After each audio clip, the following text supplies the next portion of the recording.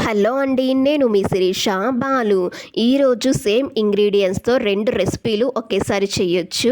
ఒకటి హాట్ అయితే ఇంకొకటి స్వీట్. హాట్ వచ్చేసి కట్టె పొంగలి.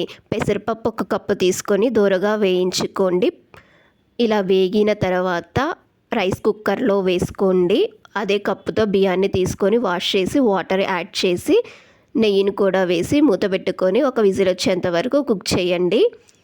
విజిల్ వచ్చిన తర్వాత ఆవిరి తీసి ఈ రైస్ని, పెసరపప్పు బాగా ఉడికింది కాబట్టి కొంచెము ఒక గిన్నెలోకి సగం తీసుకొని మిగిలిన దాంట్లోనే హాట్ వాటర్ వేసి పప్పులాగా వెనపండి.